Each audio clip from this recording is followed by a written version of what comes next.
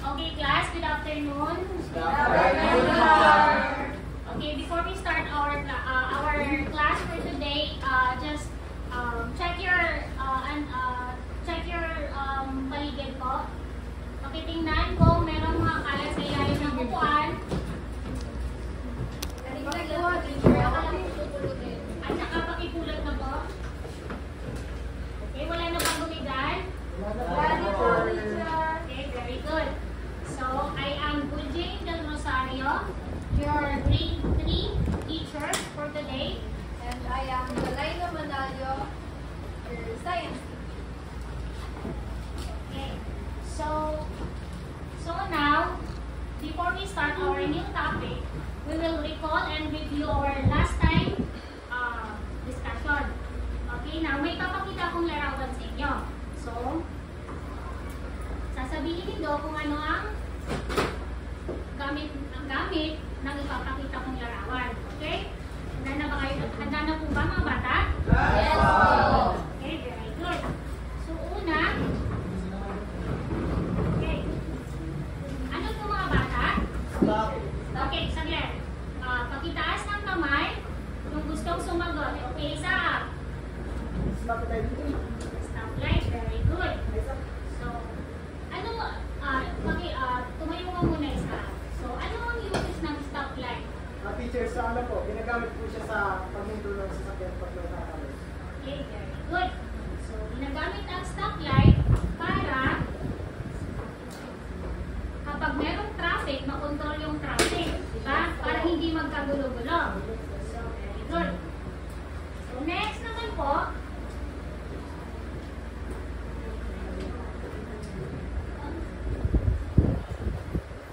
ito naman, ano to mga bata? Okay, pakitaas ng kamay yung gustong sumagot. Okay, Rita? Christmas lights po. Okay, Christmas light or tama, Christmas light. Yeah. Okay, Christmas light or colorful light. Okay. So, ano po ang gamit ng Christmas light na to or colorful light? Okay, Joffrey. Para po mag-design po, tulad po ngayon pagpapasok. Ganito po pag-design. Okay, very good. Okay, Perla. Pang-decor po dito sa bahay. Okay, very good. Meron na ba kayong mga Christmas lights sa bahay ninyo? Sino bang meron? Christmas tree. Kami po. Wow.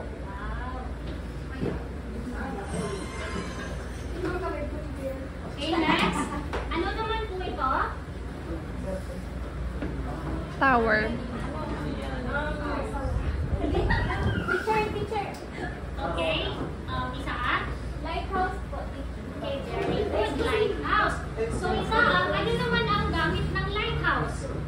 Ilaw. Yung ilaw po ng teacher sa taas, ginalig yung mga mangingisda po. Okay. Okay, very good. Tama. Yung lighthouse po, siya po yung nag-guide sa mga boat kung saan po sila dadaong. Okay, naiintindihan po ba mga bata? Yes, po, teacher. Okay, very good. Okay, this one is the last one.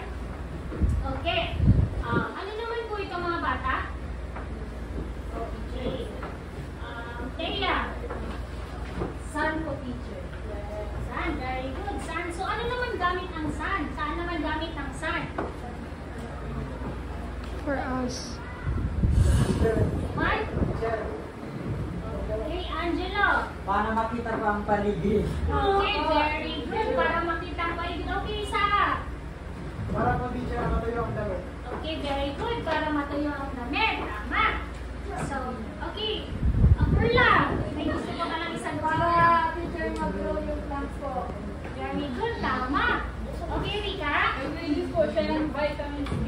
Okay, very good. Tama. Nag-release siya ng vitamin D para sa ating Katawan! So, very good. Tama. So, laging tatandaan, kahit anong klase ng ilaw ay meron siyang Use! uses. Very good. So, light is needed in order to see things and also safety is needed in using light to avoid its harmful effect. Okay. So, okay, pakitaas ng dalawang kamay. Okay, so ngayon, magkakaroon tayo ng maikling activity. So,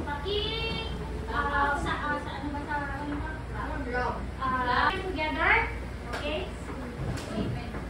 And then, rub it for 30 minutes. Okay, magbilang, 30 minutes. 30 seconds na rin. I'm sorry, 30 seconds, okay. 1, 2, 3, 4, 5. Everybody, isa. 7, 8, 9, 10, 11, 12, 13, 14, 15, 16, 17, 18, 19, 20, 21. 23, 24. Pakilagay na mo. So ngayon, ano yung naramdaman? Malamig! Malamig! Yun, mainit. Teacher, malamig daw. Kapatay ka? Bakit malamig sa'yo, Ateya? Hindi mo masyado nirap. Ibig sabihin, hindi mo masyado nirap. Or kaya basa yung kamay mo. So now, we are going to tackle about source of heat. So, ang mag-discuss naman ngayon ay si Teacher Jelina.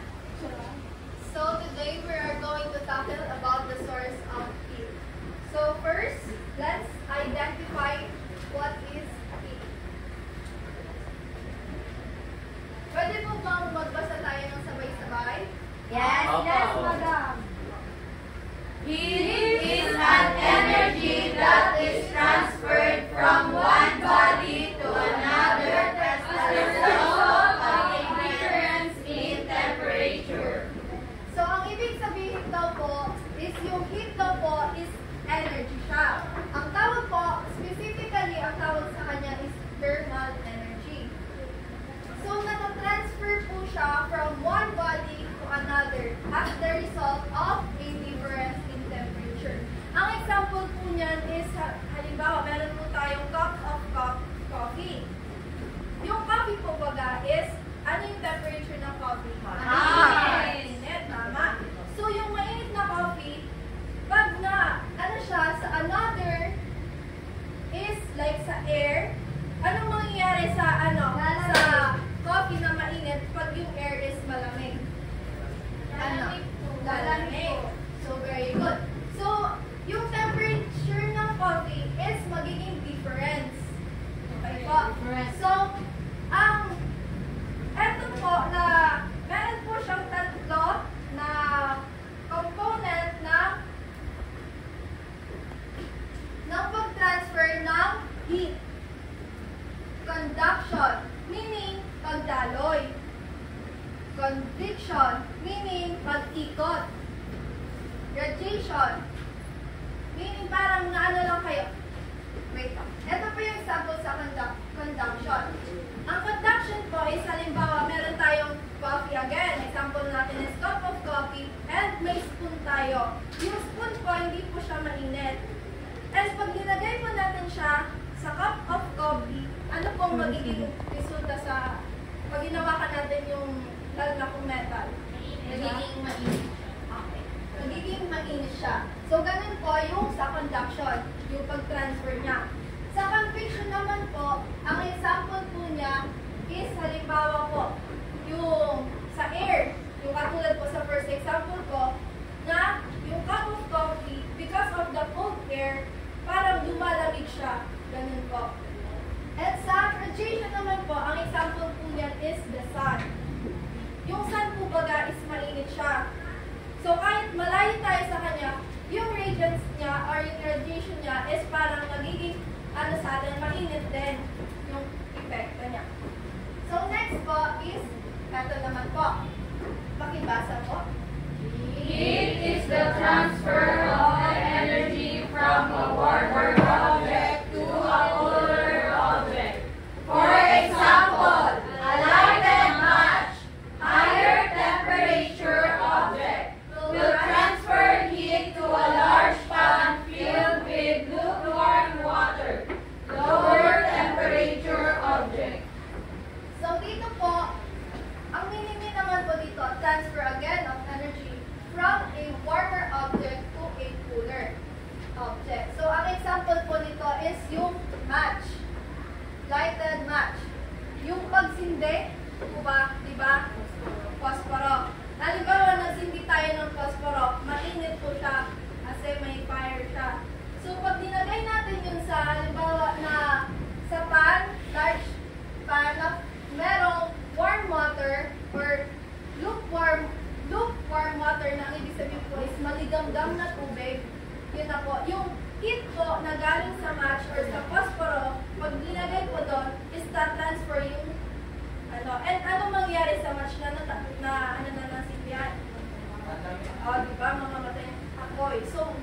lalambot siya.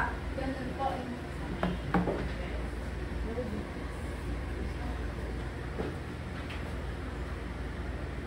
So, next po. Ito naman po. Makibasa po. The sun is the main source of light and heat of earth. Sources of heat are things that give off heat. So, ang meaning po dito sa the sun is the main source of light and heat of earth. Source of heat are things that give off heat. So, ang meaning po sa main source daw po is yung sun. Halimbawa po baga, kung wala yung sun, wala tayong makikita pag umaga. And nabibigay din siya ng heat. And sa tingin niyo po, ano po yung benefit ng heat ng sun? Jones? Yung ano, ang napoproduce po niya, energy. Very good. Anyone pa po? Aside from Mr. Jones? Ano po yung benefit ng sun? Yung heat ng sun? Wala na po? So another po na sa benefit po ng heat ng sun is yung halimbawa, pagpapatuyo natin ng damit. O, sa pamamagitan ng pagsampay natin sa labas and dahil sa init ng araw, tutuyo ang ating damit. And isa pa po sa benefit ng sun, at yung heat ng sun is yung sa plants. Dahil po sa plants is nag-grow yung plants. Dahil sa sun, nag-grow ang plants. So, very good. So, dito naman po, source of heat are things that give off po sa chemical na meron yung wood. And dahil sa oxygen, nagkakaroon po siya ng apoy na mas lalo siya magiging mainit. So, next po is the fire in gas stove. Pakibasa po. In order to heat your food, your gas stove releases gas that is ignited into heat-producing flames. So, yun po, yung ang ano daw po nito is yung heat ng sa gas stove. So, nakakatulong din po siya para sa pagluluto natin. And next po, Kettle with boiling water. Connection is the mode of heat transfer that is taking place in boiling of water. eto po, example po, may isang dragon. So, yung dragon po baga is yun yung parang heat niya.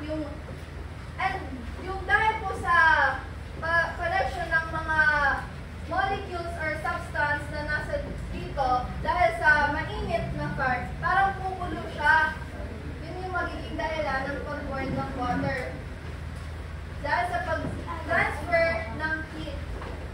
So next, Lighted charcoal. It it has has lots of energy in it. When it is burned, it makes heat and gives light energy. next po is sun. Okay, basa po. Sun. It is the primary source of heat. The heat of the sun can dry our clothes, grow our food, and generate electricity. Next po, Fire. It is produced when there is a sources of fuel and oxygen. In cold countries, they make use of fireplace or provide heat to their homes.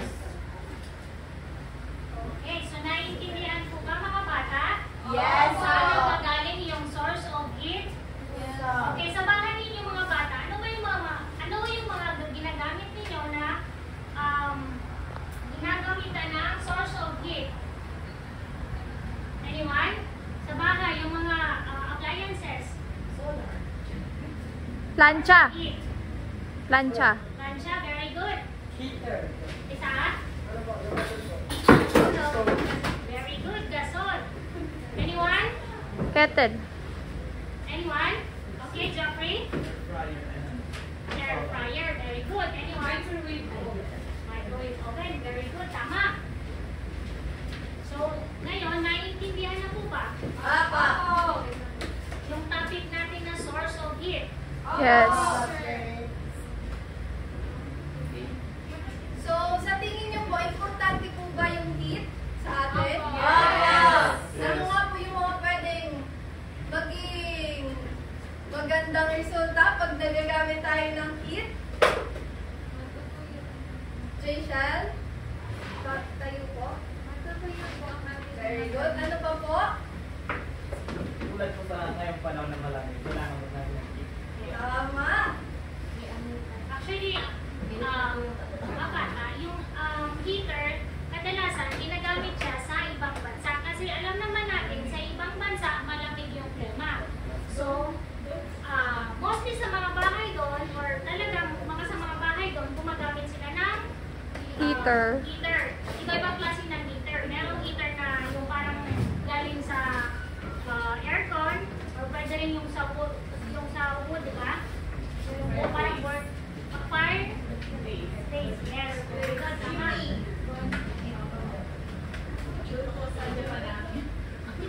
So class, always remember po na ang heat po is very important siya sa daily life natin. Kasi marami po siyang benefits at talagang mapapakinabangan natin po siya. So,